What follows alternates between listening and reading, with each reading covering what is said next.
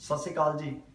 ਆਪਾਂ ਫਿਰ ਅਗਲੇ ਟੌਪਿਕ ਤੇ ਚੱਲਦੇ ਹਾਂ। ਅੱਜ ਪੇਪਰ ਪਹਿਲਾ ਸੈਕਸ਼ਨ ਏ, ਉਹਦੇ ਵਿੱਚ ਜਿੱਥੋਂ ਸਾਡਾ ਲਿਟਰੇਚਰ ਸ਼ੁਰੂ ਹੁੰਦਾ ਹੈ, ਹੁਣ ਤੱਕ ਜਿਹੜੀ ਵੀ ਅਸੀਂ ਗੱਲ ਕੀਤੀ ਸੀ ਉਹ ਸੀ ਭਾਸ਼ਾ ਦੇ ਸੰਬੰਧ 'ਚ, ਜਾਂ ਅਸੀਂ ਕਹਿ ਦਈਏ ਲਿੰਗੁਇਸਟਿਕਸ, ਜਿੱਥੇ ਅਸੀਂ ਪੰਜਾਬੀ ਭਾਸ਼ਾ ਦੇ ਆਧਾਰ ਨੂੰ ਸਮਝ ਰਹੇ ਸੀ। ਠੀਕ ਹੈ, ਹੁਣ ਅਸੀਂ ਗੱਲ ਕਰਦੇ ਹਾਂ ਜਿਹੜਾ ਸਾਡਾ ਪ੍ਰਾਚੀਨ ਪਿਛੋਕੜ ਹੈ, ਕਲਾਸੀਕਲ ਬੈਕਗਰਾਉਂਡ, ਕਿ ਕਿੱਥੋਂ ਸਾਡਾ ਸਾਹਿਤ ਸ਼ੁਰੂ ਹੁੰਦਾ ਹੈ।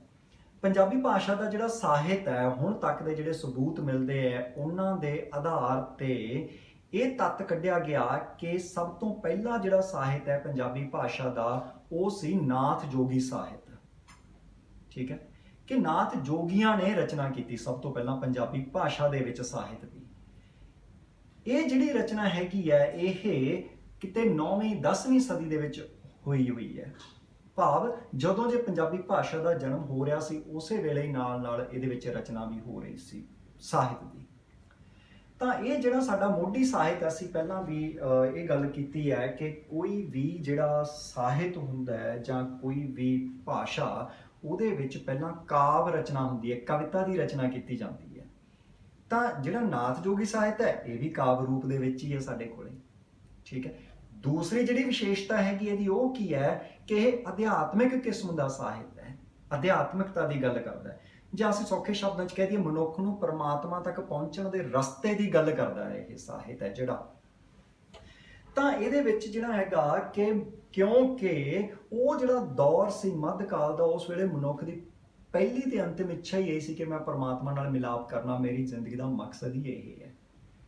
ਉਸੇ ਮਕਸਦ ਨੂੰ ਅਗਾਂਹ ਤੋਰਦਾ ਹੋਇਆ, ਉਸੇ ਮਕਸਦ ਨੂੰ ਇੱਕ ਰਸਤਾ ਦਿੰਦਾ ਹੋਇਆ ਇਹ ਸਾਹਿਤ ਹੈ, ਨਾਥ ਜੋਗੀ ਸਾਹਿਤ ਜਿਹੜਾ ਹੈਗਾ।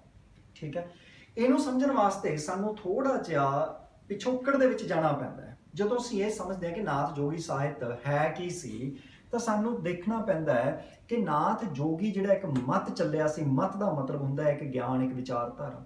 ਇਸ ਤੋਂ ਪਹਿਲਾਂ ਇੱਕ ਵਿਚਾਰਧਾਰਾ ਚੱਲੀ ਸੀ ਜਿਹਨੂੰ ਅਸੀਂ ਕਹਿੰਦੇ ਹਾਂ ਸਿੱਧ ਮਤ। ਉਹਦਾ ਆਪਣਾ ਇੱਕ ਪਿਛੋਕੜ ਹੈ ਜਿਹੜਾ ਕਿ ਬੁੱਧ ਧਰਮ ਦੇ ਨਾਲ ਜਾ ਕੇ ਮਿਲਦਾ ਹੈ। ਉਹ ਜਿਹੜਾ ਮਤ ਸੀ, ਉਹਨੇ ਵੀ ਮਨੁੱਖ ਨੂੰ ਰਸਤਾ ਦਿੱਤਾ ਸੀ ਪਰਮਾਤਮਾ ਨਾਲ ਮਿਲਾਪ ਦਾ। ਹੁਣ ਮਸਲਾ ਇਹ ਹੈ ਕਿ ਪਰਮਾਤਮਾ ਨਾਲ ਮਿਲਾਪ ਦਾ ਰਸਤਾ ਸਿੱਧ ਮਤ ਦੇ ਰਿਹਾ ਤੇ ਨਾਥ ਮਤ ਵੀ ਦੇ ਰਿਹਾ ਹੈ। ਇਹ ਵੀ ਕਿਹਾ ਜਾਂਦਾ ਕਿ ਜਿਹੜੇ ਨਾਥ ਜੋਗੀ ਸੀ, ਇਹੀ ਸਿੱਧ ਸੀ, ਇਹਨਾਂ ਨੂੰ ਹੀ ਬਾਅਦ ਦੇ ਵਿੱਚ ਨਾਥ ਕਿਹਾ ਗਿਆ।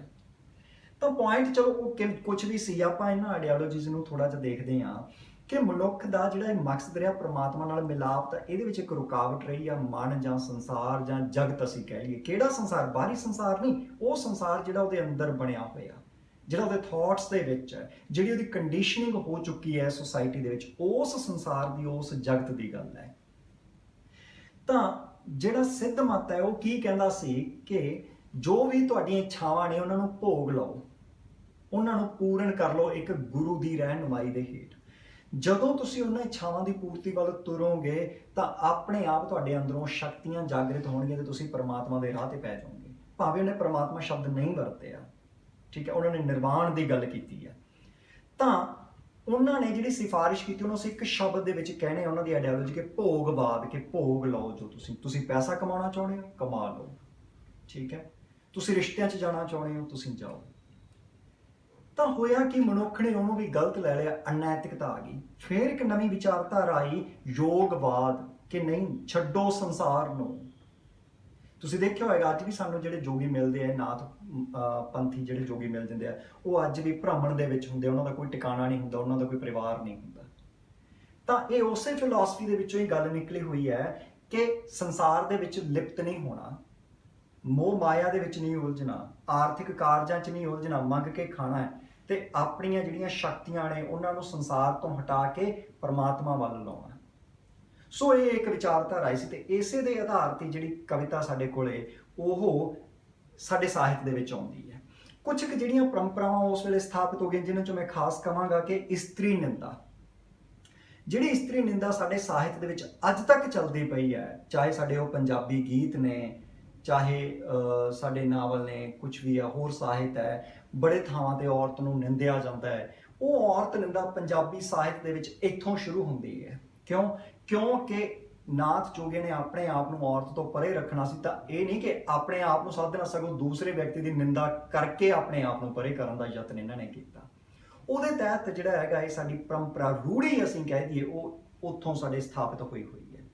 ਠੀਕ ਹੈ, ਇਦਾਂ ਦੀਆਂ ਹੀ ਹੋਰ ਪਰੰਪਰਾਵਾਂ ਨੇ ਜਿਹੜੀਆਂ ਰੂੜੀਆਂ ਨੇ, ਜਾਂ ਅਸੀਂ ਕਹਿੰਦੇ ਈਸ਼ਵਰਵਾਦ ਹੈ ਜਿਹੜਾ ਪ੍ਰਮਾਤਮਾ ਦਾ ਕਨਸੈਪਟ ਹੈ ਜਿਹੜਾ, ਉਹ ਵੀ ਪੰਜਾਬੀ ਸਾਹਿਤ ਦੇ ਵਿੱਚ ਨਾਥ ਮੱਤ ਤੋਂ ਸ਼ੁਰੂ ਹੁੰਦਾ ਹੈ। ਸੋ ਇਹ ਵਿਸ਼ੇਸ਼ਤਾਵਾਂ ਨੇ ਜਿਹੜੀਆਂ ਦੱਸਦੀਆਂ ਕਿ ਸਾਡੀ ਜਿਹੜੀ ਸਾਹਿਤ ਦੀ ਔਰ ਸਾਡੇ ਸਮਾਜ ਦੀ ਜਿਹੜੀ ਯਾਤਰਾ ਜਾਂ ਪੰਜਾਬੀ ਸੱਭਿਆਚਾਰ ਦੀ ਯਾਤਰਾ ਉਹ ਕਿੱਥੋਂ ਸ਼ੁਰੂ ਹੁੰਦੀ ਹੈ, ਰਾਈਟ। ਸੋ ਇਸ ਨਾਥ ਜੋਗੀ ਸਾਹਿਤ ਨੂੰ ਅਸੀਂ ਇਸ ਤਰੀਕੇ ਦੇ ਨਾਲ ਪੜ੍ਹਦੇ ਹਾਂ। So thank you very much, all the very best.